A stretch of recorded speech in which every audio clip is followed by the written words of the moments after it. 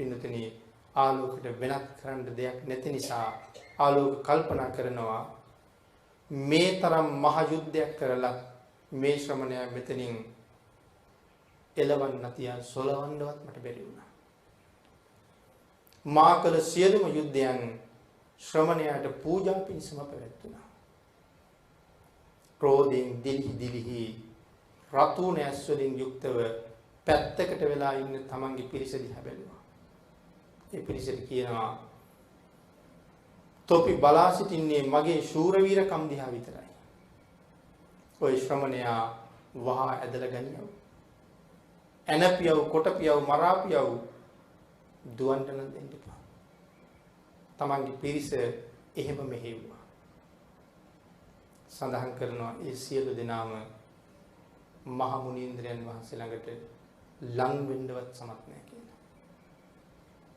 මහ ගිනි හුලක් ළඟට ලං වෙන පළගෙටිය වගේ ඒ තැන්වලම නතර වෙනවා. මහා කල්ප අසංඛ්‍ය 4 ලක්ෂ 1ක් තිස්සේ පාරමිතා ධර්ම සම්පූර්ණ කරමින් ලෞතර බුද්ධ රාජ්‍ය මුදුන්පත් කරගන්නවත් එක්කම මේ තුන් ලෝකෙ වෙන කිසි කෙනෙක් ළඟ නැති මහ පුදුම කරුණා ගුණයක් සම්මා සම්බුදුරජාණන් වහන්සේ ළඟ තියෙනවා. ආලෝක යක්ෂයා මේ තරම් හිරිහැර කරන වෙලාවෙත් ඒ සියලු හිරිහැර ඉවසගෙන මේ විමානෙට වෙලා වැඩ ඉන්නේ ඒ කරුණා ගුණය නිසාමයි. අල්ප මාත්‍රා දුවක් ඒ කරුණාවේ නැහැ. ආන්ගේ කරුණා ගුණය ළඟට ද්වේෂයෙන් ළඟා විය හැක්කෙක් නම් මේ ලෝක ධාතුවේ නෑ. ඒ මෛත්‍රී ගුණය ළඟට ද්වේෂ සිතින් ළඟා විය හැකි කෙනෙක් මේ ලෝකෙ කොහොමවත් නෑ. මාර පිරිස අරගෙන ඉන්න කිසිම ආයුධයකින් ප්‍රයෝජන ගන්න පුළුවන්කමකුත් නෑ. බුදුරජාණන් වහන්සේගේ කරුණාව කවදාවත්ම මගහැරෙන මොහොතකුත් නෑ. මෛත්‍රිය වඩන එක හැම කෙනෙකුටම මහ ලොකු ආරක්ෂාවක්. හැබැයි මේ ආරක්ෂාව හැදෙන්නේ මේ මෛත්‍රී ගුණය අර්පණා මට්ටමටවත් වැඩි කෙනෙකුට. ඒ ආරක්ෂාව තියෙන්නේ ඒ මෛත්‍රී සිතුවිලි තමන් තුළ ක්‍රියාත්මක වෙන මොහොතේ විතරයි. මේ කාරණාවේදී මතක් වෙන්නේ සාම ජාතකය. සාම කුමාරයා පැන් අරගෙන යන්න ඇවිල්ලා ගඟට බහිනවා. දසරථ රජුරු මෝදලේ මේවිලා. කුමාරයාත් එක්ක විශාල මෝ පිරිසක් ඉන්නවා. කුමාරයා දැක්කහම දසරථ රජුරවන්ට මුවන්ට විදුන්න හිතුනේ නැහැ. සාම කුමාරයාට විදින්න හිතෙන්නේ. මේ වාගේ ලස්සන රූපයක් කවදාවත්ම දැකලා තිබුණේ නැහැ. සාම කුමාරයා හැම මොහොතකම මෛත්‍රී චිත්තයත් එක්ක කටයුතු කරන කෙනෙක්. කල්පනා කළා එක්තරා දෙවියෙක් විය හැකියි. මම ගිහිල්ලා කතා කළොත් උත්තර නොදී සැඟවිලා යන්න පුළුවන්. එහෙම වුණොත් මගේ පිරිස ළඟ මට ලැජ්ජයි. හීයෙන් විදලා බිම දාලා ගිහිල්ලා කතා කරනවා කියලා කල්පනා කළා. ඒ හින්දා මුවන්ට විදපු ඊතලයක් වැරදිලා සාම කුමාරයාට වැදුන නෙමෙයි, කෙලින්ම ඉලක්ක කරන්නේ සාම කුමාරයාමයි. දසරථ රජුත් හරි ශක්තිමත්. මිනිස්සු 1000ක් එකතු වෙලා අදින්න ඕනේ දුන්න තමයි දසරථ රජු තනියමයි. එහෙනම් දහසක් දෙනා ඇදලා දුනු දිය මුදා හරින්න ඕනේ දුන්නා. තුලින් ගිලිහෙන ඊතලයේ මොනතරම් වේගවත් වෙන්නේ. තමන්ගේ ශරීරයෙන් මේ පැත්තෙන් ඇනිලා අර පැත්තෙන් නික්මෙනකොට කොහොම වේදනාවක් දැනෙන්නේ. සඳහන් කරනවා සාම කුමාරයාට මේ ඊතලයේ වදින්නේ නැහැ. නමුත් කෙන්ඩියට පැන් පුරවගෙන කෙන්ඩිය ඔසවලා කරේ තියාගන්න අතරතුර කෙන්ඩිය උස්සලා කරට ගන්න වෙලාවේ මෛත්‍රී සිතුවිලි තිබුණේ නැහැ කියලා. ඒ නිසා ඊතලයේ සිරුර හරහා ගමන් කළා මිසක් එහෙම නැත්නම් ඊතලයේ වදින්නේ නැති බවයි සඳහන් කරන්නේ. එනං මෛත්‍රී සිතුවිලි පවතින තාක්කල් අපිට ආයුධයෙන්ද ගින්නෙන්ද වසෙන්ද විසෙන්ද කාටවත් කරදර කරන්න බැරි කාරණාවයි එතන පැහැදිලි කරන්නේ. ඒ නිසා ධර්ම කාරණාව වරද්දගෙන යමෙක් ගාව මෛත්‍රිය තියෙනවා නම් මුළු ජීවිතේ පුරාම ඔහුට සුවය සදනවා කියන කාරණාවක් හිතන්නේ. මෛත්‍රී සිතුවිලි ක්‍රියාත්මක වෙන මොහොත විතරයි ආරක්ෂාව තියෙන්නේ. ඉතින් සාම කුමාරයාට දසරථ රජු තමයි විද්දේ. සංසාරේ ප්‍රාර්ථනා කරන්න වෙනවා. කල්යාණ මිත්‍රයන්ට එරෙහිව සිතුවිලි මාත්‍රයක්වත් නූපදවන්නේවා.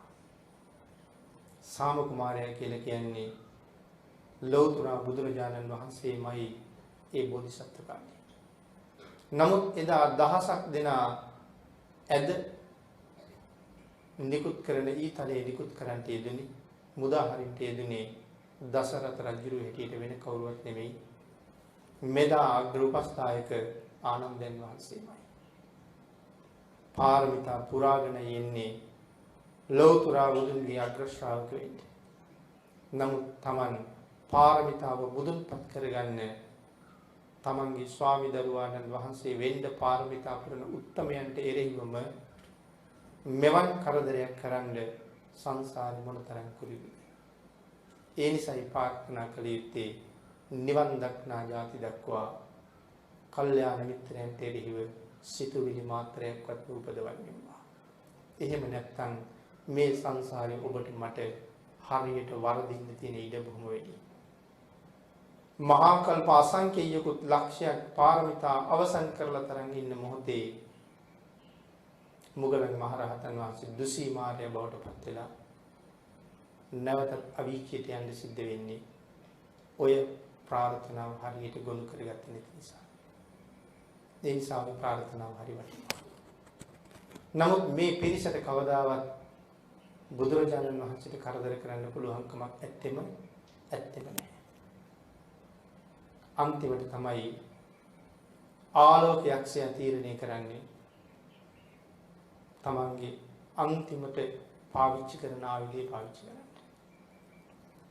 සාමාන්‍යයෙන් මේ ආයුධය පාවිච්චි කරන්නේ නැහැ කෙනෙක්. ලෝකයේ අති භයානක ආයුධ තියෙන හතරයි. ඒ හතරෙන් එකක් ආලෝක යක්ෂ සේනාධිපතියටයි තියෙන්නේ. නැවත වතාවක් අපි හිතන්න ඕනේ වෛශ්‍රවණ දිව්‍ය රාජයාගේ අමාත්‍යවරු 28 දෙනා අතරේ ආලෝක කියන යක්ෂ සේනාධිපතිය ළඟ මේ භයානක අවිය තියෙනවා. මේ අවිය ඔහු අතටපත් කරන්න මේ යක්ෂ සේනාධිපතීන් අතර මොහුට කොහොම තැනක් තියෙන්නේ නැද්ද? භාවිතා කරන අති සුවිශේෂී අවියක්. ඒ අවිය තියෙනවා මෙයා ළඟ.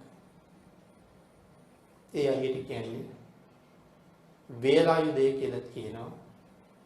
දෘශ්‍යායුධය කියලා කියනවා. සක්‍ර දේවේන්ද්‍රයන් ළඟ තියෙන චක්‍රායුධය. ඊළඟට වෛශ්‍රවණ දිව්‍ය රාජයා ළඟ තියෙන නැත්නම් ආලෝක යක්ෂයා ළඟ තියෙන වේලායුධය. ඊළඟට පිළිතුරු සඳහන් කරන්නේ යම රජුරුවන්ගේ නේත්‍රායුධය. බෙසමුණි දිව්‍ය රාජයාගේ ගදායුධය. ලෝකේ තියෙන භයානකම ආයුධ හතර. සක්‍ර දේවේන්ද්‍රයන්ගේ වජ්‍රායුධය යදුන් 1,68,000 කුස මහමේරු පර්වත රාජයා. මහා සමුද්‍රයෙන් උඩට යදුන් 84,000යි මහා සමුද්‍රයෙන් යටට යදුන් 84,000යි. මහමෙර මුදුනින් මේ ආයුධය ගැහුවොත් යදුන් 1,68,000ම කපාගෙන මහමෙර පතුලට බැහැලා නැවත වතාවක් සක්‍ර දේවේන්ද්‍රයන් ගතට එනවා. ඒ තරම් භයානකයි. මේ මහමේරුව යදුන් 1,68,000ක් කපාගෙන යනකොට ගල් වගේ දේවල් මොනතරම් හම්බ වෙයිද? ඒ සියල්ලම සිඳගෙන යන්න පුළුවන් ආයුධයක් හැටියටයි වජ්‍රායුධය සඳහන් කරන්නේ. වෙසමුණි දිව්‍ය රාජයාගේ ගදායුධය, ඒ කියන්නේ වෛශ්‍රවණ දිව්‍ය රාජයාගේ. කේන්ති ගිහිල්ලා දාලා ගැහුවොත් කුම්භාණ්ඩයන්ට තමන්ගේ පිරිසට සඳහන් කරනවා දහස් ගණනකගේ කෝටි ගණනකගේ බෙලි කපලා ආපහු තමන්ගේ අතට එනවා කියලා. හැබැයි මේක පාවිච්චි කරන්න ඇත්තේ සෝවන් වෙන්න ඉස්සෙල්ලා. පාවිච්චි කළා නම් දැන් සෝවන් වෙච්ච කෙනෙක් උන්වහන්සේ ප්‍රාණඝාත කරන්නේ නැහැ. නමුත් ලෝකේ ප්‍රබලාන්දය යම රජුගේ නේත්‍රායිදී යම රජුන්ට කේන්ති ගිහිල්ලා බැලුවොත් මේ ඇහැ ඇරලා ඒක ඇහැක් මේ ඇහැ ඇරලා බැලුවොත් හරියට නිකන් රත් වෙච්ච තැටියකට දාන දවස පුරාම රත් වෙච්ච තැටියකට දාන තල වගේ ඒ පිරිස පුපුරනවා කියලා සඳහන් කරනවා. ඒ තරම් භයානකයි. ආලෝකගේ වේලායුධය සඳහන් කරනවා අහසට දැම්මොත් 12 අවුරුද්දකට වහින්නේ කියලා. ඒ කියන්නේ වලාහක දෙවියන්ටවත් කරන්න දෙයක් නැතු යන්නේ. වලාහක දෙවියොත් ඉන්නේ චාතුම් මහරජකේ යටතේ. එහෙනම් ඒ කියන්නේ හරි බලවත් පිරිසක්. නමුත් ආලෝකගේ වේලායුධය ළඟ කරන්න නම් දෙයක් නැහැ. තලකූට වාසී එක මහරහතන් වහන්සේලා නම කැලෑවේ භාවනා කරනකොට දෙවියෙක් ඇවිල්ලා උන්වහන්සේට වන්දනා කළා. වන්දනා කළා ඉවරුණාට පස්සේ මහරහතන් වහන්සේ අහනවා ඔබ කවුද කියලා. ස්වාමීනි මම දෙවියෙක්. දෙවියෙක් කියලා කියම දෙවියෝ වර්ග ගොඩක් ඉන්නවා. ස්වාමීනි මම වලාහක දෙවියෙක්. ඒ වෙලාවේ හුවා ඕගොල්ලන්ට නේද බැහිවස්සවන්න පුළුවන් කියලා කියන්නේ. එහෙමයි ස්වාමී. වස්සවන්න පුළුවන්ද? පුළුවන් ස්වාමී. තාමත්ම ග්‍රීෂ්ම කාලයක්. වස්සවන්න පුළුවන්ද දැන් කියලා ඇහුවා. ස්වාමීනි ඔබ වහන්සේ මද කුටිය ඇතුළට වැඩම කරන්න කියලා කිව්වා. මහරහතන් වහන්සේ නැගිට්ටා. පිළිතුරේ ස්වාමීන් වහන්සේලා තමන්ගේ කුටියට වඩිනකොට මේ පාද දෝවණය කරන්න ඕනේ. එහෙම විනය කර්මයක් භාග්‍යතුන් වහන්සේ තියෙනවා. පාද දෙක දෝවණය කරලා තමයි කුටියට වඩින්න ඕනේ. සෝදගෙන විතරක් වඩින්න බෑ. සෝදලා පිහ ගන්නත් ඕනේ. සඳහන් කරනවා සංඝසතු කරපු කුටියේ බිම පාදයේ තියෙන ජලය තැවෙන්න බෑ. නමුත් පාදයේ තද වුණාම ඇති වෙන උණුසුමේ හුමාලයේ වැදුනට කමක් නැහැ කියලා. ඒක නැති කරන්න බෑනේ. ඒ හුමාලයේ වැදුනට කමක් නැහැ. දිය සහිත පාදවලින් කුටියට යන්න තමයි. මහරහතන් වහන්සේ ආසනයෙන් නැගිටලා පාද දෝවණය කරගෙන උන්වහන්සේට කුටියට වඩින්න බැරි වුණා කියලා කියනවා. මොහොතයි මේ වලාහක දෙවියා දහස් ගණන් වලාකුළු එකතු කරලා යොදුන් 25ක් පමණ ප්‍රමාණය එකවර ධාරානිපාත වරුසාවක් ඇති කළා. මහරහතන් වහන්සේ කුටියට වැඩියෙත් මදක් තෙමීගෙන කියලා සඳහන් කරනවා. ඒ තරම් වේගෙන් වෙහිවස්සවන්න පුළුවන්. වලාහක දෙවියෝ. එතකොට මේ වාගේ දෙවිවරු කොච්චර ඉන්නවද චාතුම් මහරජකේ යටතේ? ඒ දහස් ගණන් ලක්ෂ ගණන් දෙවියන්ගේ බල බිඳලා ආලෝකයේ දෘශ්‍ය ආයුධය අහසට දැම්මොත් 12 අවුරුද්දක් සම්පූර්ණයෙන්ම වහින්න නැතුව නවතිනවා. ඒ තරම්ම බලවත්. බිමට දැම්මොත් යම් රටකට 12 අවුරුද්දක් යනකම් තනකොළ කෙන්දක්වත් වෙවෙන්නේ නැහැ කියලා සඳහන් කරන්නේ. සියලුම ගස් කොළන් පිච්චිලා අළු වෙලා යනවා කියලා. පින්නතේ මහා සාගරය කියලා කියහම මහා මුහුද කියලා කියහම මේ මහා මුහුදේ අහවල් තැනින් අවසානයක් තියෙනවා කියලා කියන්න තැනක් අපිට නෑ. මුහුද හඳුන්වන්න එක එක නම් තියෙනවා. එක එක නම් තිබ්බට මේ හැමතැනම තියෙන එකම මුහුද. කෑලි කෑලි වලින් නතර වුණ මුහුදක් නැහැනේ කොහෙවත්. ඉන්දියන් සාගරය කියලා තැන් තැනකින් බැම්මකින් නතර වෙච්ච වෙනත් ප්‍රමාණයක් කොහෙවත් නැහැ. ලෝක ගෝලය අරන් බලහම හැම තැනටම නිල් පාටට ගමන් කරලා තියෙන එකම මුහුද පෙන්නන. එකම සාගරය. එන මහ මුහුද කියලා කියන්නේ ඒකට. මෙහි තියෙන මුහුදම තමයි ඇන්ටාර්ක්ටිකාවේ බැලුවත් තියෙන්නේ. කොහෙද හැම තැනම තියෙන්නේ එකම සාගරය. නමුත් සඳහන් කළා ආලෝක යක්ෂයාගේ වේලායුධය මේ මහ මුහුදට දැම්මොත් වේලායුධයේ සාගරයට වැටෙනවත් මුළු සාගරේම අබ පියල්ලකට ගන්න ජල බිඳුවක් නැතුව වේලෙනවත් දෙකම එකට වෙනවා කියලා. එහෙම සඳහන් කළේ මේ වේලායුධයේ නැමැති ආයුධය මොන තරම්නම් බලවත්ද. ආයුධයේ වැටෙනවත් එක්කම සාගරේ වේලෙනවා. ඒ තරම් බලවත්. මේක තමයි ආලෝකයට තියෙන අන්තිම උපකරණය. තමන්ගේ தත්ත්වය රැකගන්න තියෙන අන්තිම ආයුධය. අන්තිමට තීරණය කළා මේකෙන් දාලා ගහලා ශ්‍රමණය විනාශ කරනවා කියලා. ආලෝක යක්ෂයා වේලායුධය අතට ගන්නවත් එක්කම සඳහන් කළා පින්නතුනි බණ අහන්න කැමති දෙවියෝයි යුද්ධ බලන්න කැමති දෙවියෝයි දෙගොල්ලම අහස පුරා රැස් වෙන්න ගත්තා කියලා. මිනිස්සුන්ගේ එහෙම කැමැත්තක් තියෙනවනේ. සමහර අය බණ අහන්න කැමති. ඒ වුණාට ඔය යුද්ධ බලන්න වාගේ මිනිස්සුන්ගේ තියෙනවා කැමැත්තක්. සමහර වෙලාවට ඔය චිත්‍රපටි වගේ දේවල් ඔය සංයුක්ත තැටි වලින් බලන සමහර අය චිත්‍රපටියේ ඔක්කොම බලන්නේ නැහැ. ඒක වේගෙන් දුවව අර ගහ ගන්න, බැන ගන්න, ඇන ගන්න, කොටා ගන්න කොටස් තමයි බලන්නේ. ලෝකේ තියෙනවා තව ඔය ගහ ගන්න තව එක ක්‍රීඩාවක්. මිනිස්සු එකතු වෙලා ගහ ගන්නවා.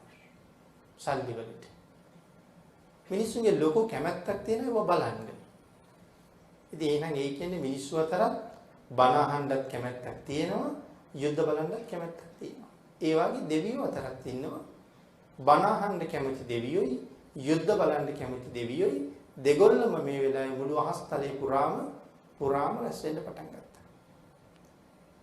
බණ අහන්න කැමති දෙවියෝ දන්නවා අද අප භාග්‍යතුන් වහන්සේ ළඟ ආලෝකය පරාදයි. මොකද ආලෝකයා තමන්ගේ අන්තිම උපකරණය පාවිච්චි කරන්න ලෑස්ති වෙන්නේ. මේකෙන් පස්සේ අපිට හොඳ බණක් අහන්න පුළුවන්. ආලෝකයා මොකද කරන්නේ කියලා බලන්නත් ආසයි සමහර අය. දෙගොල්ලම එකතු වුණා. ආලෝකයක්ෂයා මේ වේලාවේදී භාග්‍යතුන් වහන්සේට විරුද්ධව මුදා හැරියා. සඳහන් කරනවා අහසට නැගිලා හඬ නගනකොට සක්වල කම්පා වෙනවා. අහස මහ පොළොව කම්පා කර කර දුම් නැගෙමින් ගිනි කැනිමින් මහා හඬක් නගාගෙන අහස කැරකිලා භාග්‍යතුන් වහන්සේ වෙත එල්ල කරපු ආවිදේ කෙමෙන් බුදුරජාණන් වහන්සේට ලං වෙලා අන්තිමට සිරිපතුලයට පාපිස්සක් වෙලා නතර වෙනවා කියලා. ආලෝක යක්ෂයාට මීට වඩා පාවිච්චි කරන්න නම් තව ශක්තියක් නෑ. ආලෝකයාගේ මාන ඔක්කොම බිඳලා ඉවරයි. දැන් අන්සිදුන ගවයෙක් වගේ. දල සිදුන සර්පෙක් වගේ. මොකද මොහුට වෙන පාවිච්චි කරන්න දෙයක් හොයාගන්න ශක්තියක් මොහු ළඟ ඇත්තේම නෑ. ආලෝකය ඊළඟට තීරණය කරන්නේ බුදුරජාණන් වහන්සේ ළඟට යන්න. භාග්‍යතුන් වහන්සේ ළඟට ගිහිල්ලා බුදුරජාණන් වහන්සේත් එක්ක කතා කරලා භාග්‍යතුන් වහන්සේ විමානයෙන් පන්නන්නයි කල්පනා. පින්නතුනේ අපි සූත්‍රයේ පටන් ගත්තා අතකෝ ආලෝකෝ යක්ඛෝ යේන භගවා. දැන් එතන ඉඳලා කැලේ කොටසයි සාකච්ඡා කරන්නේ. මුලින් සඳහන් කළේ ආලෝකස්ස යක්කස්ස භවනේ. භාග්‍යතුන් වහන්සේ ආලෝක යක්ෂයාගේ භවනයේට වැඩම කොට වදාළා. භාග්‍යතුන් වහන්සේ යක්ෂයාගේ භවනයට වැඩම කරපු නිසා ඒක දැනගත් ආලෝක යක්ෂයා සහ බුදුරජාණන් වහන්සේ අතර ඇතිවෙන මේ ක්‍රියාකාරකම අට කතාවේ පැහැදිලි කරලා තියෙන ප්‍රමාණය තමයි අපි මේ මෙතෙක් වෙලා සාකච්ඡා කරන්නට යෙදුනේ පැය දෙකමාරක් විතර. ආලව කස්ස යක්කස්ස භවනී. ওই ටික තමයි මේ සාකච්ඡා කරන්නේ. අතකෝ ආලවකෝ යක්කෝ යේන භගවා. දැන් ආලෝකයා වැහි 9ක් වස්සවල තමන්ගේ පිරිසත් පරාජය කරවගෙන දෘශ්‍යායුධයෙන් පහර දීලා එතන ආලෝකය පෙරදිලා දැන් ආලෝකයක්ෂයා යේන භගවාතේ උපසංකම. දැන් බුදුරජාණන් වහන්සේ ළඟට එනවා. උපසංකමිත්වා භගවන්තං ඒතදෝච. ළඟට ඇවිල්ලා බුදුරජාණන් වහන්සේට කතා කරනවා. මහණ නුඹ කුමක් පිණිස මට නොදන්වාම මගේ ගෙට වැද ගෙහිමි පුරුෂයාසෙයින් කිසිම බයක් නැතුව මගේ ගෙදර නතර වුණාද? දැන් ආලෝකයක්ෂය කතාව පටන් අරගෙනයි තියෙන්නේ. අවසරයක් නැතුව මගේ ගෙට ඇතුල් වීම ඒක හොරකමක් හා සමානයි. අනිත් කාරණාව තමයි හිමියෙක් නැති වෙලාවේ භාර්යාවන් ටිකට බණ කියනවා. ඒ කාරණාව සම්පූර්ණයෙන්ම වැරදි කියලා ආලෝක සඳහන් කරනවා. ආලෝක කියනවා ලැජ්ජාවක් නැතුව මගේ අඹුවන් පිරිවරාගෙන මෙතෙන්ට වෙලා ඉන්න එක අදත්තාදාන පරිභෝගය හා ස්ත්‍රී ඇසුර දෙකම කළා හා සමානයි. ශ්‍රමණය නුඹගේ මහානකමට මේ දෙකම සුදුසු නෑ.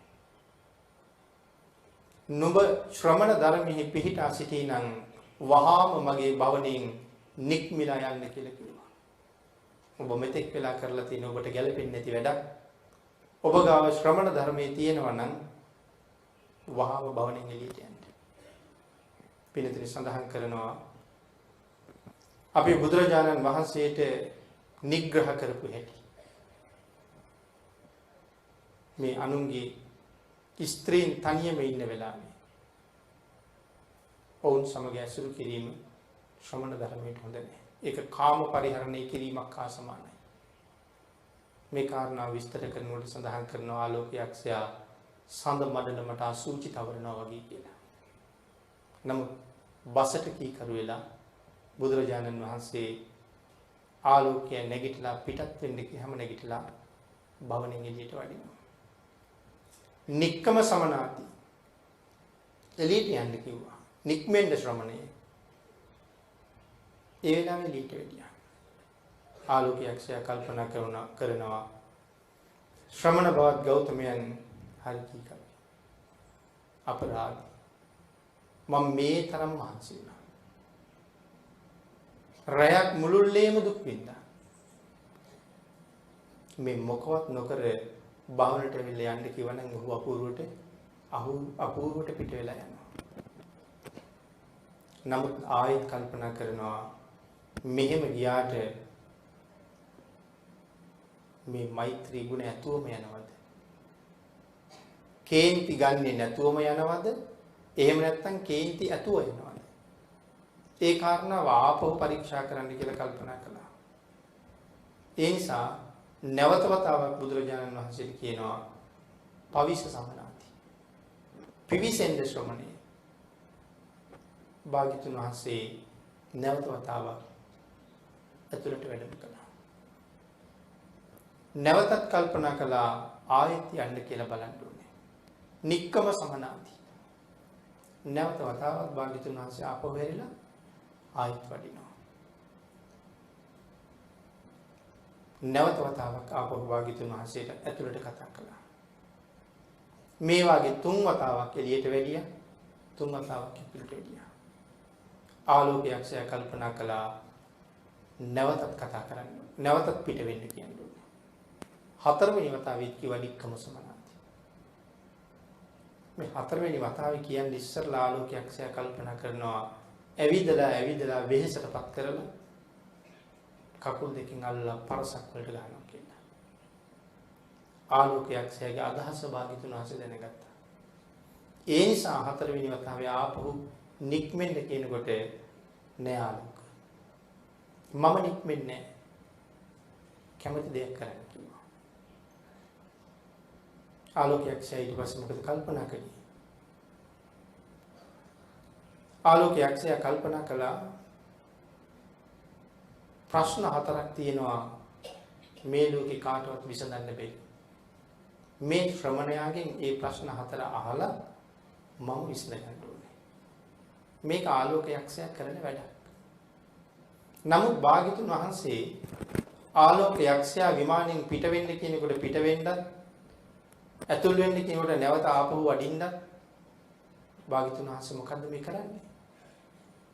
ශ්‍රමණයාගේ ආලෝකයාගේ බලාපොරොත්තුව භාග්‍යතුන් වහන්සේ වෙහෙසටපත් කරලා භාග්‍යතුන් වහන්සේට දඬුවම් කරන්න. බුදුරජාණන් වහන්සේගේ බලාපොරොත්තුව ආලෝකයාගේ හිත නිමලා අමාගිල් පොවන්න. ආන්නික විස්තර කරනවා. දරුවෙකුට නමුත් කේන්ති ගිහිල්ලා ඉන්න වෙලාවට කිරි පොවන්න බෑ.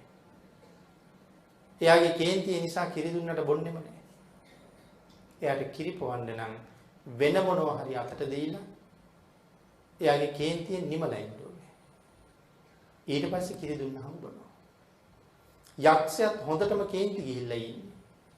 මේ යක්ෂයාට දැන් ධර්ම දේශනා කළාට යක්ෂයාට ඒක වැටහෙන්නේ. යක්ෂයාගේ කේන්තිය මදක් නිමන්න ඕනේ. සඳහන් කරනවා ලබු කැටේට නමුත් සතු මధుර එකතු කරන්න පුළුවන්. හැබැයි ලබු කැටේ පිරිසිදු කරන්න ඕනේ කියලා.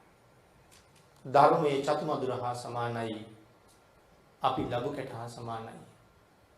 මේ චිත්ත සංතානය හොදන්න නැතුව ධර්ම දේශනා කළාට ඒ ධර්මය උන්ට වැටහෙන්නේ නැහැ. ඒ ධර්මය උන්ට මතක හිටින්නේ නැහැ. භාග්‍යතුන් වහන්සේ ද්වේෂයෙන් අපවිත්‍ර වෙලා තියෙන ආලෝකයාගේ හිත ද්වේෂයෙන් තුරන් කරන්නයි ඊටම කීකරු බවක් මෙතන දක්වන්නේ. ඉතින් ආලෝකය හතරවෙනි පාරත් භාග්‍යතුන් වහන්සේට වඩින්න කියහම බුදුරජාණන් වහන්සේ සඳහන් කළා නැහැ. ඔබ කැමැත්තක් කරන්න. මම යන්නේ. ඒ වෙලාවේ තමයි තීරණය කළේ. මෙයා ගාව තියෙනවා පිළිතුරු ප්‍රශ්න හතරක්. මේ ප්‍රශ්න ටික ප්‍රශ්න 8ක් හැටියට අහනවා. කාශ්‍යප භාග්‍යතුන් වහන්සේ වැඩ ඉන්න කාලේ. ආලෝක යක්ෂයාගේ අම්මයි තාත්තයි කාශ්‍යප බුදුරජාණන් වහන්සේගෙන් අහලා විසඳගත්ත ප්‍රශ්න හතරක්. ප්‍රශ්න ටිකක්. මේ ප්‍රශ්න ටික ඉතා කුඩා කාලේ ආලෝක යක්ෂයාට උගන්වලා තියෙනවා. පුංචි කාලේ මෙයාට ප්‍රශ්න හතරයි උත්තර හතරයි මතක තිබ්බා. නමුත් ලොකු වෙන්න මෙයාට උත්තර ටික අමතක වුණා. ප්‍රශ්න ටිකක් තව ඉස්සරහට යනකොට අමතක වෙයි කියලා රාම් පත්‍රයක් අරගෙන ಜಾති හිඟුලක කියන පෑනකින් ලියලා තියාගෙන ඉන්නවා. කවදා හරි විසඳ ගන්න කෙනෙක් හම්බුන දවසට විසඳ ගන්න. ආන්ගේ ප්‍රශ්න වලට බුදු කෙනෙක් උත්තර දෙනවා මිසක් විශ්වයේ වෙන කාටවත් උත්තර දෙන්න පුළුවන් කමක් නැහැ. නමුත් මෙයා තීරණය කරනවා මේ ප්‍රශ්න ටික භාග්‍යතුන් වහන්සේගෙන් අහන්න ඕනේ කියලා. විසඳුවේ නැත්තම් හදවත උදුරනවා කියලා තීරණය කරනවා. හදවත පලනවා කියලා තීරණය කරනවා. කකුල් දෙකෙන් අල්ලලා පරසක් වලට විසි කරනවා කියලා සඳහන් කරනවා. පරසක් වලට විසි කරනවා කියලා කියන්නේ වෙනත් සක්වලකට විසි කරනවා කියන එක. දැන් මේ හැම කරුණකින්ම අපි තේරුම් ගන්න ඕනේ ආලෝක යක්ෂයා මොනතරම් ශක්තිමත්ද කියන එක. කකුල් දෙකෙන් අල්ලලා පරසක් වලට විසි කරන්නේ මොනතරම් ඈතට විසි කරන්න වෙයිද? එහෙම නැත්නම් හදවත පලනවා. එහෙම කරන්න ආලෝකයට පුළුවන්. සඳහන් කරනවා වෙනද අහසින් යන බ්‍රාහ්මණවරු ශ්‍රමණයෝ ඇතැම් දෙවියෝ මේ වඩිනකොට මේ ආලෝක විමානය දකින්න. මොකද මේක 70ක්ම 30ක් විතර උසයි. ඝන රත්තරන් දිව්‍යමය මාලිගාවක්. ඉතින් මේ මාලිගාව බලන්න ඕනේ කියලා හිතලා මේ ශ්‍රමණ බ්‍රාහ්මණයෝ දෙවියෝ මේ මාලිගාව ඇතුළට යනවා. ඇතුළට ගියාම ආලෝකය කරන වැඩේ තමයි මේගොල්ලන්ගෙන් අර ප්‍රශ්න 4 අහනවා. උත්තර දුන්නේ නැත්තම් එක්ක පරසක් වල ගහනවා. එහෙම නැත්තම් හදවත පිරිමැදලා උමතු තත්ත්වයටපත් කරනවා. එහෙම නැත්තම් හදවත උදුරලා ගන්නවා. මේක කරන්න ආලෝකයට පුළුවන්. සඳහන් කරනවා අමනුෂ්‍යයන්ට ඊටාම භයානක සූක්ෂම ශරීරම වන්න පුළුවන් කියලා. නොපෙනෙන තරම් කුඩා ශරීරම වවාගෙන මිනිස්සුන්ගේ ඇඟ ඇතුළට යන්නත් පුළුවන්. අතිශයින්ම භයානක විශාල රූපම වන්න පුළුවන්. මේ අමනුෂ්‍යයන්ට කරන්න පුළුවන් දේවල්. මේ ආලෝක යක්ෂයා එහෙම කරලා තියෙනවා. ඒ හින්දා කල්පනා කරනවා බුදුරජාණන් වහන්සේටත් ඒ වැඩේ කරනවා කියලායි කල්පනා කරන්නේ. නමුත් භාග්‍යතුන් වහන්සේට එහෙම කරන්න පුළුවන් සමත් පුද්ගලයෙක් තුන් ලෝකේ කොහෙවත් නැහැ. අපේ බුදුරජාණන් වහන්සේ මේ වෙලාවේ මේ ශ්‍රමණය කල්පනා කළේ එළි වෙන තුරු වෙහෙසවල පරසක් කර ගන්නවා කියලා. නමුත් භාග්‍යතුන් වහන්සේ ඒක දැනගෙන කියනවා යන්නේ. ආලෝකය කියනවා එහෙමනම් පඤ්ඤන්තං ශ්‍රමණ පුච්චිස්සාමි. එහෙමද? එහෙමනම් මම ප්‍රශ්න අහනවා. ඒ ප්‍රශ්න නොවිසඳුවොත් දෙපයින්ගෙන පරසක් වල ගහනවා. එහෙම නැත්නම් හදවත පලනවා. නක්වාහන්තං ආවසෝ පස්සාමි. නෑ ආලෝක. මම එහෙම කෙනෙක් මේ තුන් ලෝකේ දකින්නේ ආලෝක. මගේ හදවත පලන්න හරි දෙපයින් අල්ලලා පරසක් වල ගහන්න හරි සමත් කෙනෙක් මේ ලෝකේ දකින්නේ ආලෝක. නමුත් පින්නතනේ ආලෝක යක්ෂයා බුදුරජාණන් වහන්සේට මේ ප්‍රශ්න 4 ඉදිරිපත් කරන්න තීරණය කළා. ඒ තීරණය කළත් කල්පනා කළා මේ මහා ශ්‍රමණයා මම කල්පනා කළේ ඊ타ත්ම මෘදු කෙනෙක් කියලා. ඒ නික්කම සමනාති කියනකොට වැඩිය, පවිස සමනාති කියනකොට ඇතුළට වැඩිය, නැවත නික්කම සමනාති කියනකොට එළියට වැඩිය. ආලෝකයක්ෂය දැන් කල්පනා කරනවා මම හිතාගෙන හිටියේ ශ්‍රමණයා හරි මෘදුයි කියලා. හරි හොඳයි කියලා. ආලෝකය හිතනවා බබලව උසමැන ගත්තා. ශ්‍රමණයාගේ තරම දැනගන්න හම්බෙන්නේ. මෙයා සාමාන්‍ය පහසු කෙනෙක් නෙමෙයි වගේ කියලායි කල්පනා කරන්නේ. හැබැයි සාමාන්‍ය නෙමෙයි, අසාමාන්‍යයි. ආන්ගේ නිසයි කල්පනා කළේ මාගේ මහා ආනුභාව ඇති වේලායුධයත් මොහු පාපිස්සක් බවට පත් කළා. මින් මතු කුමක් කරන්නේ දැයි සිතාමයි කිසිවෙකුටත් විසඳන්න බැරි මේ ප්‍රශ්න 4 ඉදිරිපත් කරන්න තීරණය කළේ. බුදුරජාණන් වහන්සේ සඳහන් කරනවා ආලෝක ප්‍රශ්න අහන්න. ප්‍රශ්න අහන එක ආලෝක ඔබේ වැඩක්. උත්තර දෙන එක මගේ වැඩක්. උත්තර දෙන එක ගැන වෙහෙසෙන්න එපා. අහන්න තියෙන ප්‍රශ්නයක් අහන්න කියලා සඳහන් කළේ. ඊළඟට මේකට සඳහන් කරන්නේ සර්වඥ පවාරණය කියලා. මේ ලෝකේ කිසි කෙනෙකුට එහෙම කාරණාවක් කියන්න බෑ. කැමති ඕනම දෙයක් ඔබ අහන්න විමසීම ඔබේ පිළිතුරු සැපීම මගින්. දෙවියෙකුට බ්‍රහ්මයෙකුටවත් ඒ කාරණාව එහෙම කියන්න බෑ. නමුත් බුදුරජාණන් වහන්සේ සඳහන් කරන නිසා ඒකට කියන්නේ සර්වඥ පවාරණය කියලා. අද විතරක්ද සර්වඥ පවාරණයෙන් පවාරණය කළේ? අද විතරක් නෙමෙයි, බොහෝ පෙරත් මේ සර්වඥ පවාරණයෙන්ම බොහෝ කාරණා පවාරණය කරලා උත්තර දුන්න අවස්ථා පිළිබඳව අපේ ධර්මයේ සඳහන් කරනවා. පිළිතුරේ සඳහන් කරන තැනක පැහැදිලි කරනවා අපේ බුදුරජාණන් වහන්සේ බෝධිසත්ව අවදී සම්භව කුමාරයා නමින් ඉපදිලා හිටියා. සම්භව ජාතකයේ මේක පැහැදිලි කරනවා. සුචිරත කියන බ්‍රාහ්මණයෙකුට ඇති වුණ ප්‍රශ්න ටිකක් තියෙනවා. මේ ප්‍රශ්න ටික විසඳගන්න සුදුසු අය හොයාගෙන ආවා. ඒ කාලේ ඊටාම ප්‍රසිද්ධ මහා ප්‍රඥයෝ ළඟට ගියා. ඒ කවුරුවත් ඒ ප්‍රශ්න විසඳුවේ නැහැ. ප්‍රඥාවන්ත පරම්පරාවක තාත්තා ගාවට ගියාම පුතා ගාවට යන්නේ කිව්වා ලොකු පුතා ගාවට. ලොකු පුතා කිව්වා මේ දවස්වල මම වැරදි වැඩක් කරනවා. වැරදි කාම සේවනයක් කරලා ඉන්නේ. ඒ හින්දා සිල් ගුණ ශක්තිමත් නැහැ. එහෙනම් මගේ මල්ලිගෙන් අහගන්න කියලා. තාත්තා පුතාට යොමු කළා, පුතා මල්ලිට යොමු කළා. බාල සහෝදරයට. කොහෙද ඉන්නේ කියලා ඇහුවා. මේ මහා ප්‍රඥාවන්ත බ්‍රාහ්මණෙක් මේ ප්‍රශ්නේ අහගන්න ඉන්නේ. සුචිරත කියන බ්‍රාහ්මණතුමා. අත දික් කරලා පෙන්නලා කියනවා ඕ මොයේ හැපැත්තේ පුංචි දරුවොත් එක්ක සෙල්ලම් කරනවා කියලා. බ්‍රාහ්මණතුමා කල්පනා කළා පුංචි ළමයි එක්ක සෙල්ලම් කරන කෙනෙකුට මේ කවුරුවත් උත්තර දෙන්නේ නැති ප්‍රශ්න ටිකක් විසඳන්න පුළුවන් වෙයිද? සඳහන් කළා ඔබ දන්නේ සම්භව ගැන. මම කියන හින්දා යන්න. ගිහිල්ලා කතා කරලා ප්‍රශ්න ටික කියන්නේ විසඳලා දෙයි කියලා.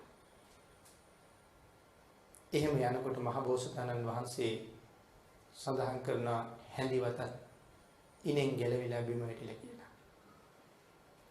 ඒ තරම්ම පුංචි වයසේ හැඳිවත ගැලවිලා වැටිලා. හැඳිවත ගැන කල්පනාවක් නැහැ.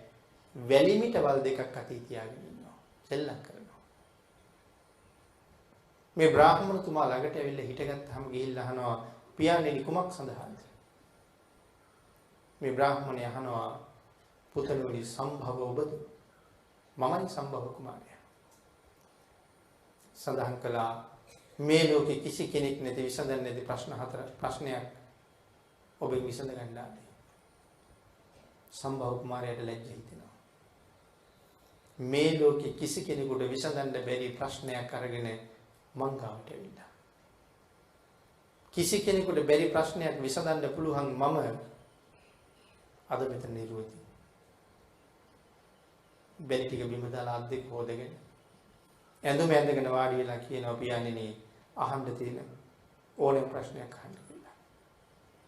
ඒ ඕනෑම ප්‍රශ්නයකට උත්තර දෙන්න සූදානම් වෙනවා. එහෙනම් එදා සම්භව කුමාරයා කාලේ බෝධිසත්ව ධර්ම පුරන කොටත් එහෙම කියන්න පුළුවන් වුණා නම් මෙදා ආලෝකයක්ෂයාට මෙහෙම කියන එක ලෞතර බුදුරජාණන් වහන්සේට කොහොමවත් බැරි කමක් නැහැ. ඒ නිසායි සඳහන් කළේ ආලෝක ප්‍රශ්න ඇසීම නුඹට බාරයි විසර්ජනය මට බාරයි. පින්නතනි කලින් කලට තම විමනට එන නොයෙක් බ්‍රාහ්මණයන්ගෙන් ශ්‍රමණයන්ගෙන් අහලා විසඳ ගන්න බැරි වෙච්ච මේ ප්‍රශ්න ටික බුදුරජාණන් වහන්සේට මෙයා ඉදිරිපත් කරන්න තීරණය කළා. ආලෝක යක්ෂයා බුදුරජාණන් වහන්සේගෙන් අහනවා කිංසු දවිත්තං පුරිසස්ස සෙට්ඨං කිංසු සුචින්නෝ සුඛමා වහති කිංසු හවේ සාදු තරං රසානං කතං ජීවින් ජීවිත මාහුසෙට්ඨ. කුමක්ද පුද්ගලයා ශ්‍රේෂ්ඨත්වයට පත් කරන ධනය? කුමක් නිතර භාවිතයෙන් සැපගෙන දෙන්නේද? ලොව ඇති උතුම්ම රසය කුමක්ද? කෙසේ ජීවත් වන්නාගේ ජීවිතේ ශ්‍රේෂ්ඨ වන්නේද? මේ ආලෝකය අහපු කාරණාව. බුදුරජාණන් වහන්සේ උත්තරයක් ලබා දෙනවා සද්දීද විත්තං පුරිසස්ස සෙට්ඨං ධම්මෝ සුචින්නෝ සුඛමා වහති සච්ඡං හවේ සාදු තරං රසානං පඤ්ඤා ජීවින් ජීවිත මාහුසෙට්ඨ. සද්දීද විත්තං පුරිසස්ස සෙට්ඨං. පුරුෂයා ශ්‍රේෂ්ඨත්වයට පත් කරන්නේ ශ්‍රද්ධාවයි. ධම්මෝ සුචින්නෝ සුඛමා වහති. කුමක් නිතර භාවිතයෙන් සැපගෙන දෙනවද? ධර්මයේ නිතර භාවිතයෙන්ම සැපගෙන දෙනවා. කිංසු හවේ සාදු තරං රසානං සච්ඡං හවේ සාදු තරං රසානං. මේ ලෝකේ තියෙන පරම සත්‍ය පරම රසය සත්‍ය රසය. පඤ්ඤා ජීවින් ජීවිත මාහුසෙට්ඨං. කෙසේ ජීවත් වන්නාගේ ජීවිතේ ශ්‍රේෂ්ඨද ප්‍රඥාවෙන් ජීවත් වන්නාගේ ජීවිතේ ශ්‍රේෂ්ඨයි.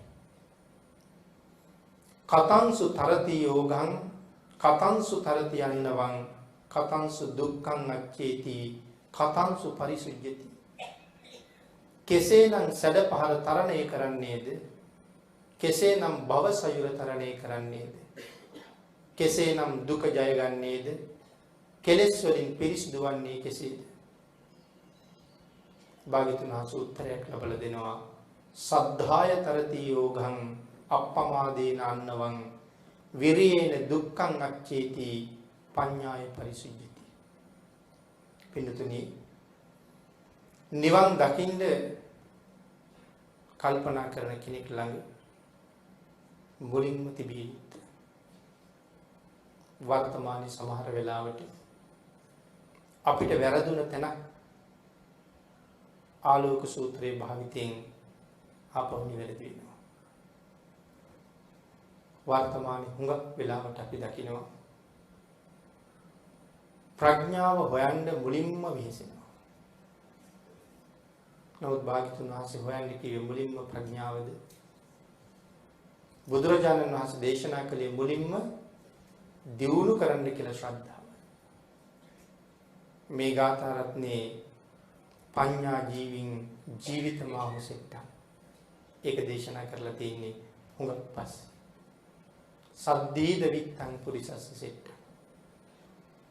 පුරුෂයා ශ්‍රේෂ්ඨත්වයට පත් කරන්නේ ශ්‍රද්ධාවයි. සද්දීද විත්තං පුරිසස්ස සෙට්ට. එහෙනම් මුලින්ම හොයන්න කිව්වේ ශ්‍රද්ධාව. නමුත් අපි හුඟක් වෙලාවට දකින්නේ දානයත් අත්හැරලා සීලයත් අත්හැරලා භාවනාවේ ඉඳලා පටන් අරගෙන මේ ගමන යන්න හදනවා. භාවනාව නැමැති පුණ්‍ය කර්මය මේ පුණ්‍ය කර්ම අතර තියෙන උතුම්ම පුණ්‍ය කර්මයක්. හැබැයි මේ උතුම් තැනට සංකීර්ණ තැනට යන්න බෑ මුල් ටිකක් ඇරලා. දානය ප්‍රගුණ කරලා සීලය සම්පූර්ණ කරලා භාවනාවට ගියපු කෙනෙක් තමයි සාර්ථක. සීල විසුද්ධිය නැති කිසිම තැනක චිත්ත විසුද්ධිය සම්පූර්ණ වෙන බව මේ ධර්මයේ කොතනවත් සඳහන් කරන්නේ නැහැ. දානයයි සීලයයි අත්හැරලා ප්‍රඥාව විතර ප්‍රගුණ කරන්න බුදුරජාණන් වහන්සේ දේශනා කරන්නේ නැහැ. යම් තැනක එහෙම සඳහන් කරනවා නම් ඒක භාග්‍යතුන් වහන්සේගේ දේශනාව නෙමෙයි වෙනවා. එහෙනම් මෙතන මුලින්ම සඳහන් කළේ ශ්‍රද්ධාව දියුණු කරන්න කියලා. සද්ධාය තරති යෝගං අප්පමාදේන අන්නවං විරේන දුක්ඛං අච්චේති පඤ්ඤාය පරිසුජ්ජති. මුලින්ම අහපු කාරණාව භාග්‍යවතුන් වහන්සේ කොහොමද විස්තර කළේ? කොහොමද පැහැදිලි කළේ? මොකද මෙතන මේ දේශනාව භාග්‍යවතුන් වහන්සේ ඉතාමත්ම කෙටියෙන් කරලා තියෙනවා. එයි මේ කෙටියෙන්ම භාග්‍යවතුන් වහන්සේ මේක කළේ. වහාම ධර්මයේ වැටහෙන උද්ගටි තඥ පුද්ගලයන්ට දේශනා කරපු ඉතාම කෙටි දේශනාවක් තමයි මෙතන තියෙන්නේ. උද්ගටි තඥ පුද්ගලයෝ කියලා කියන්නේ ධර්මයේ වහ වැටහෙන අය. ඒ අයටයි මේ කෙටියෙන් දේශනා කරන්නේ. එතකොට අපිට ඒක එහෙම නොවැටහෙන නිසා අපි ඒක ටිකක් විස්තර කරගෙන දැනගන්නම අවශ්‍ය වෙනවා. ඒ නිසා මෙතන සඳහන් කළා සද්දීද විත්තං පුරිසස්ස සෙට්ට.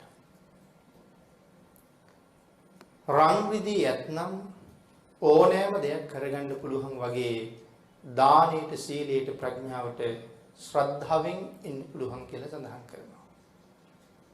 රං රිදී යත්නම් මේ ලෝකේ ඕනෑම දෙයක් කරන්න පුළුවන්.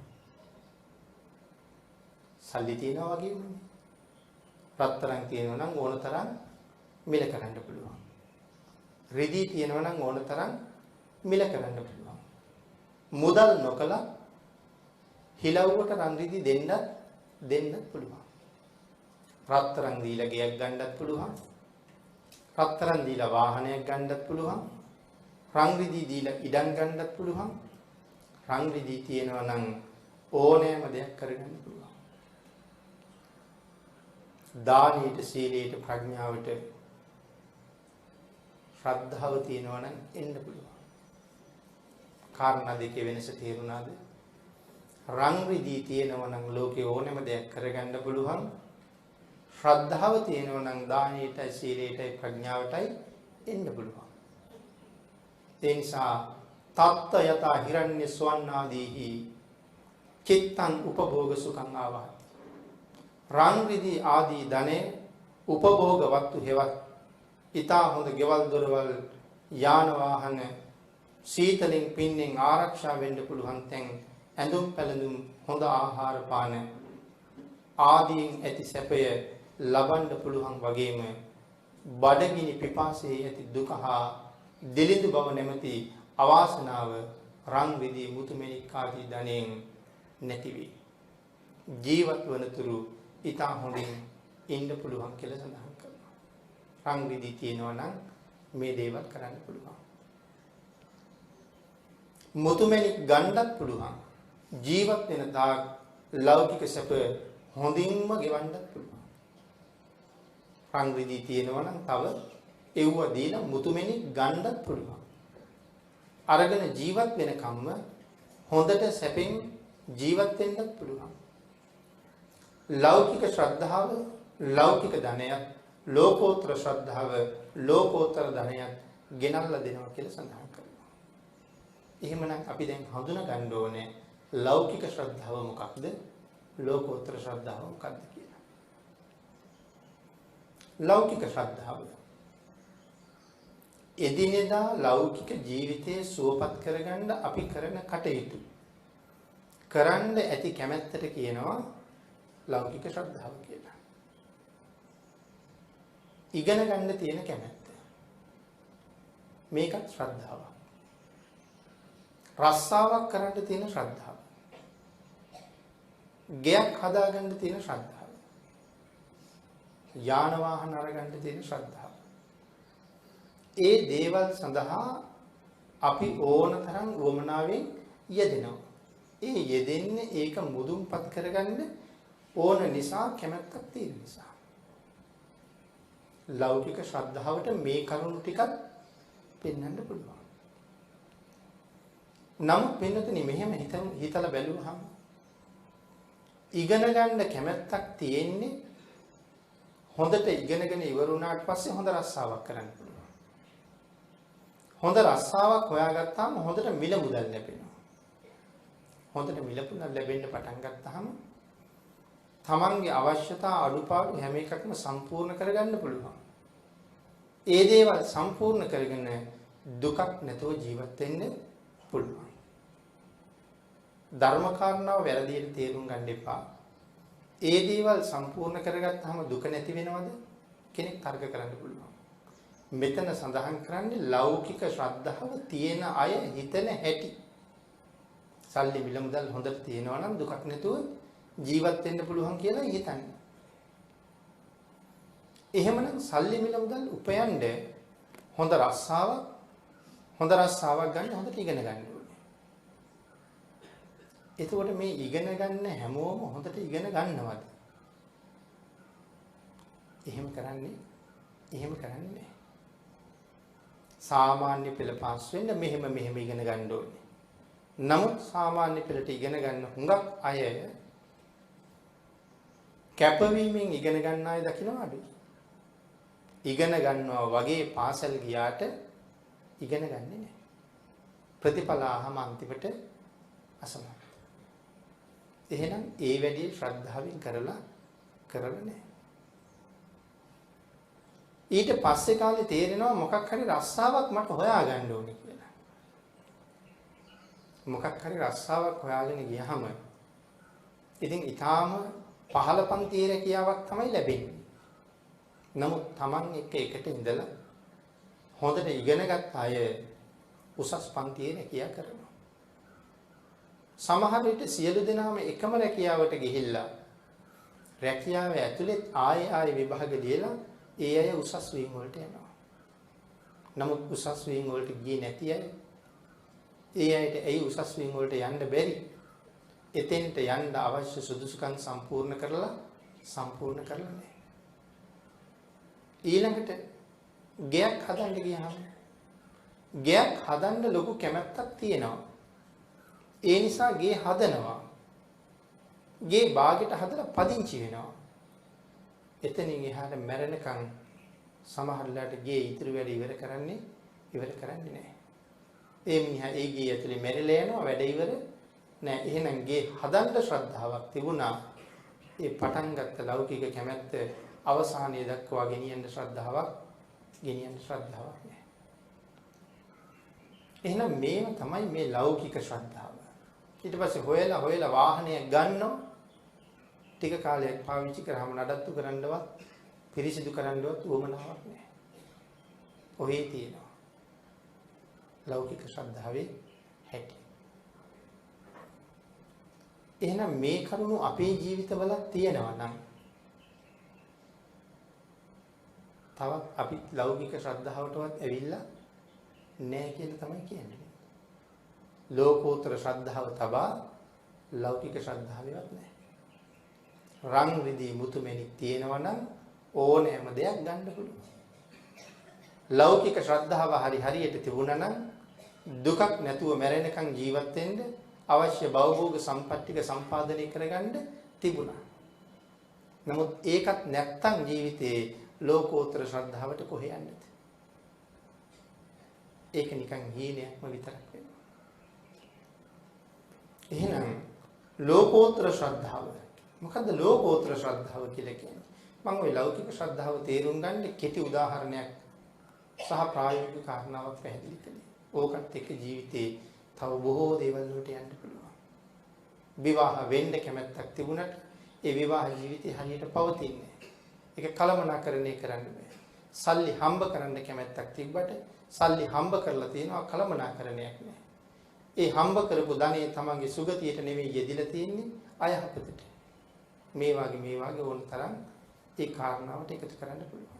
මුලින් කැමැත්තෙන් පටන් ගත්ත දේවල් පටන් ගත්ත විදිහටම ඉවර කරගන්න බැරි වෙලා තියෙනවා. ආරම්භක ධාතු,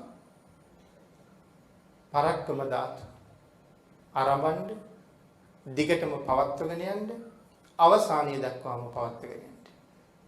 ඒක කරන්න බෑ. සමහර කට්ටිය පටන් ගන්නවා මගදී නවත්තනවා.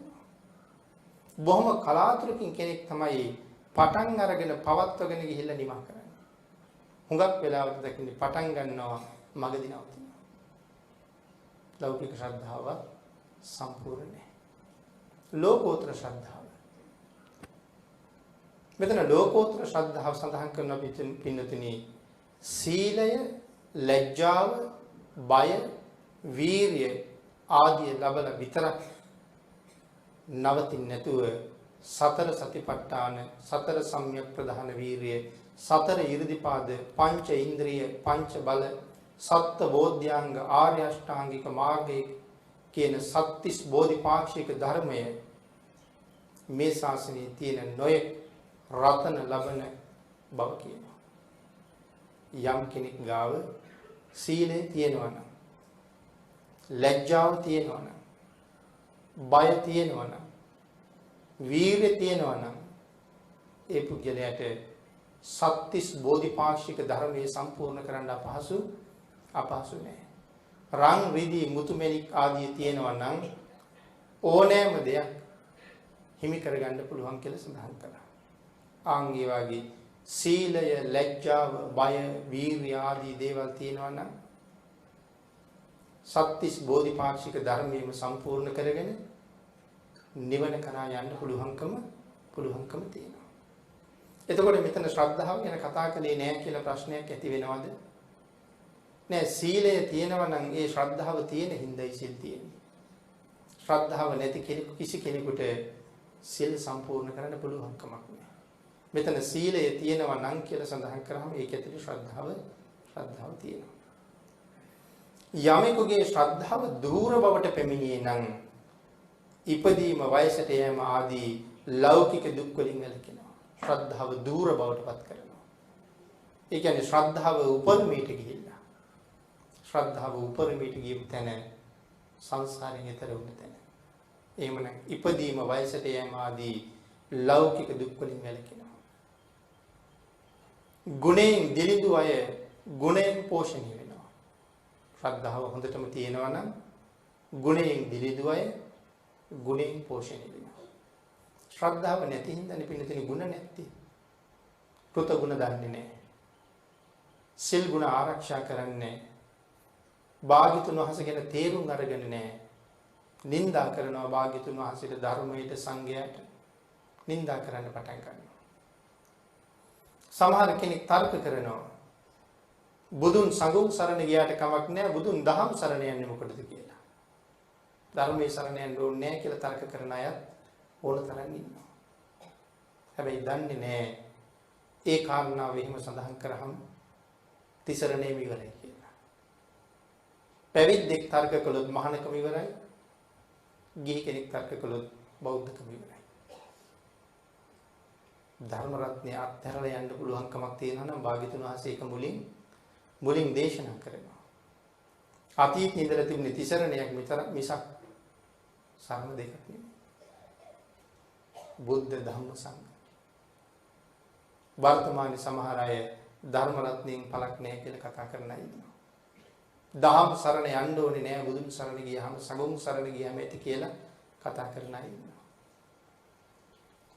ඒගොල්ලන්ගේ මට්ටමින් බලහම භාග්‍යතුන් වහන්සේට වැරදුනාද කියලා එයාලගේ කල්පනා. නමුත් හරියටම බුද්ධ ධර්මයේ දන්න අය දන්නවා නෑ ඒගොල්ලන්ටමයි වැරදිලා තියෙන්නේ කියලා. පුංචි වැරදීමක් නෙමෙයි.